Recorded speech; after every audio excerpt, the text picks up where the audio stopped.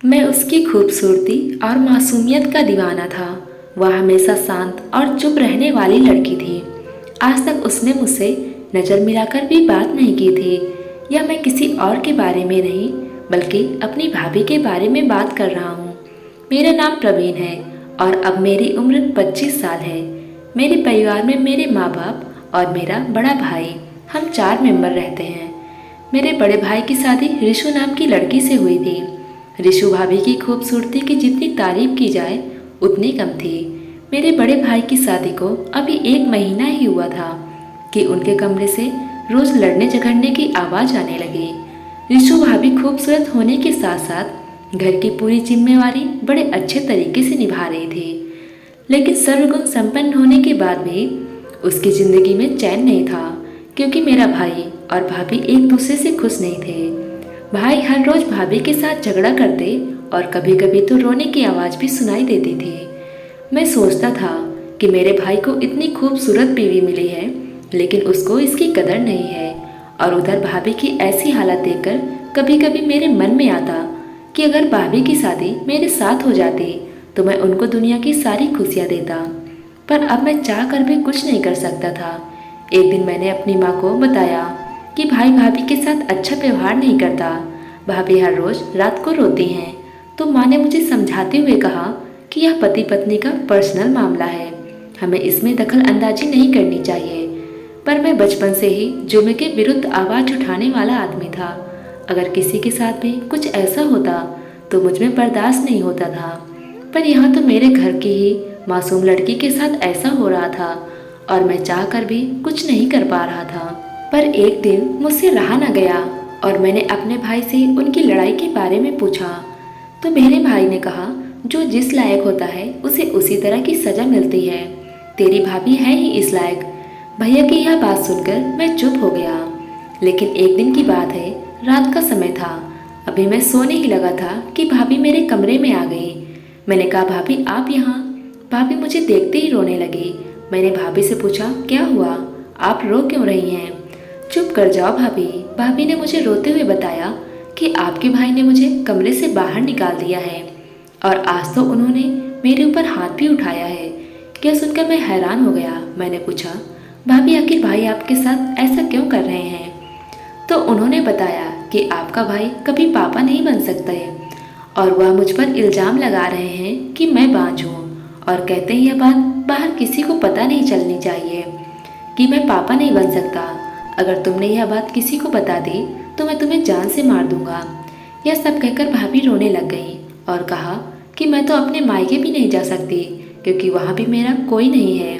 मेरी समझ में नहीं आ रहा कि मैं क्या करूँ। और एक आपकी माँ है जो हर रोज़ मुझे पोता पोती के बारे में पूछती हैं। एक औरत की ज़िंदगी ससुराल में उसके पति के साथ होती है, और जब पति ऐसा करे तो औरत की ज़िंदगी बर्बाद हो जाती है। मैंने भाभी को समझाते हुए कहा कि कोई बात नहीं भाभी, हम इसके बारे में कल बात करेंगे। तो भाभी ने कहा, जो बात मैंने आपको बताई है आप यह बात किसी को मत कहना। मैंने भाभी से कहा, आप फिक्र मत करें, मैं इसका कोई ना कोई हल निकाल लूँगा। मैंने भाभी को यह सब कहकर चुप तो करा दिया, लेकिन मुझे सारी रात नींद नहीं आई। मैं यही सोचता रहा कि भाभी को इस जुर्म से कैसे बचाया जाए।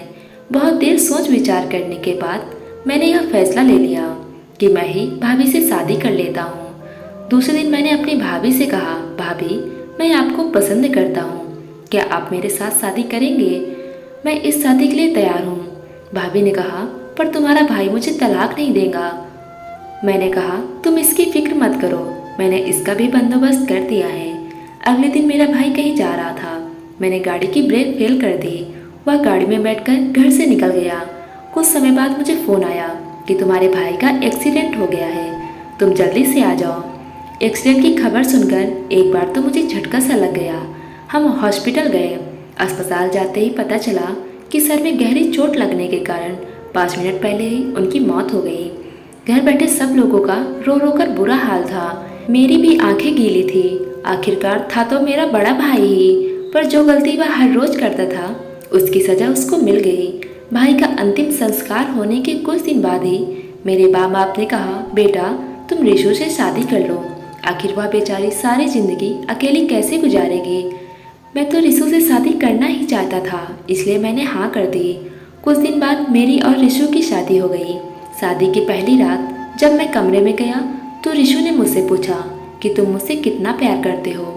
मैंने कहा इतना जितना मैं बता नहीं सकता। उसने कहा कि एक बात और बताओ, क्या आपने ही अपने भाई की गाड़ी का ब्रेक फेल किया था? मैं उसके प्यार में पागल था, इसलिए मैंने हाँ कर दी। मैंने तुम्हारे लिए किसी की भी गाड़ी की ब्रेक फेल कर सकता हूँ, वह तो मेरा भाई ही था। यह सब बातें करके हम हंसने लग गए। उसके बाद हमारी नई जिंदगी के दिन हंसी खुशी से गुजरने लगे। लेकिन कुछ समय बाद रिशु की फरमाइशें बढ़ने लगी और उसकी हर फरमाइश पूरी करता जा रहा था। आखिर मैंने उसे खुश रखने का वादा जो किया था। हमारी शादी को 1 साल हो गया था, लेकिन अभी तक हमारा कोई बच्चा नहीं था। मेरे माँ बाप यही चाहते थे कि हम जल्दी से पोते पोती का मुंह देख लें। मैंने एक दिन रिशु से कहा क्यों ना हम किसी डॉक्टर से पूछ ले, तो उसने कहा नहीं, जब भगवान ने चाहा तो हो ही जाएंगे। ऐसा करते करते 2 साल बीत गए। फिर मैंने एक दिन रिशु से कहा हमें डॉक्टर को दिखा ही देना चाहिए कि आखिर प्रॉब्लम क्या है। पर रिशु ने डॉक्टर के पास जाने से इनकार कर दिया, लेकिन मैं ज़बरदस्ती उसे डॉक्टर के पास ले गया।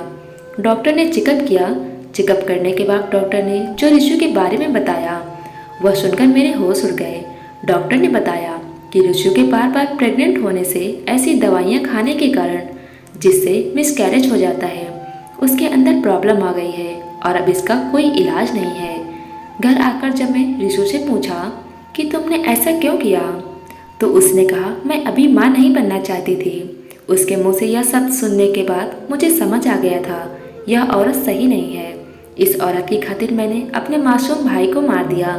शायद मेरा भाई भी इसकी इन हरकतों से वाकिफ था, इसलिए मैं जब अपने भाई से इस औरत के बारे में पूछा तो मेरे भाई ने कहा जो जिस लायक होता है उसे वैसी ही सजा मिलती है। यह सब सोचकर मैं रोने लगा था। रिशु ने कहा अभी मत रोइए। उसने फ़ोन पर एक रिकॉर्डिंग लगा दी। उसमें मेरी आवाज़ थी। मैं कह रहा था कि हाँ, मैंने ही अपने भाई को मारा है, तुम्हारे खातिर मैं किसी को भी मार सकता हूँ। उसने रिकॉर्डिंग बंद करके कहा आज से तुम मेरे गुलाम हो, मैं जो चाहूँगी तुम वही करोगे। तुम्हें मेरी हर बात माननी पड़ेगी।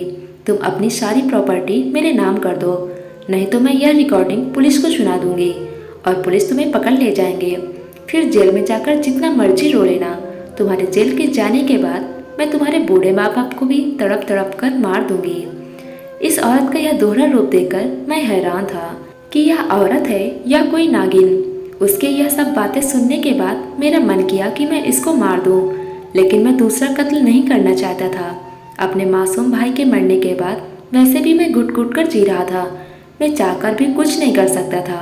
अब मेरे पास 2 ही रास्ते थे, या तो मैं अपनी सारी प्रॉपर्टी इस चुड़ैल के नाम कर दूं या फिर जेल में सजा काटने चले जाऊं। मुझे हर समय ब्लैकमेल करती थी। मुझे समझ नहीं आ रहा था मैं क्या करूं। एक दिन मैंने ठान लिया कि मैं प्रॉपर्टी तो इस चुड़ैल के नाम बिल्कुल नहीं करूंगा, क्योंकि इसने मेरे परिवार की भावनाओं के साथ खेला है और मेरे मासूम भाई का कत्ल मेरे हाथों से करवा दिया। इसलिए मैं पुलिस के सामने जाकर अपना सारा जुर्म कबूल कर लिया और 1 साल तक जेल में ही रहा। और कुछ दिनों बाद मेरे बूढ़े माँ बाप की वजह से मुझे जमानत मिल गई। घर आकर मैं रिशु को तलाक दे दिया और उसे घर से बाहर निकाल दिया। यह सब जो मेरी जिंदगी में हुआ था, यह सोच सोच कर मैं परेशान रहने लगा था। मेरा दिल करता कि मैं अपनी जान दे दूं, पर मेरे सामने मेरे बूढ़े माँ बाप थे। मेरे अलावा उनका इस दुनिया में कोई और नहीं था। कुछ साल गुजरने के बाद मुझे पता लगा कि रिशु को कोई गंभीर बीमारी होने के कारण उसकी मौत हो गई। जिस दिन मैंने यह खबर सुनी तो मुझे बहुत सुकून मिला, क्योंकि उसके किए की सज़ा भगवान ने उसे दे दी थी। दोस्तों, अंत में मैं यही कहूँगा कि जब कोई इंसान किसी के साथ गलत करता है उसे समय तो वह उसको बहुत बढ़िया लगता है कि बाजी मेरे हाथ में है, पर किसी के साथ गलत करना, किसी को बेवजह परेशान करना ठीक नहीं है। क्योंकि एक इंसान लाचार हो सकता है, आपसे बदला नहीं ले सकता, पर यह कुदरत लाचार नहीं। आज नहीं तो कल गलत करने वाले को सज़ा जरूर मिलती है और मैं भी इस सज़ा का इंतज़ार कर रहा हूँ। तो दोस्तों, उम्मीद करती हूँ आपको यह वीडियो पसंद आई होगी। वीडियो पसंद आई हो तो वीडियो को लाइक करें और चैनल पर नए हो तो चैनल को सब्सक्राइब करना ना भूलें। धन्यवाद दोस्तों।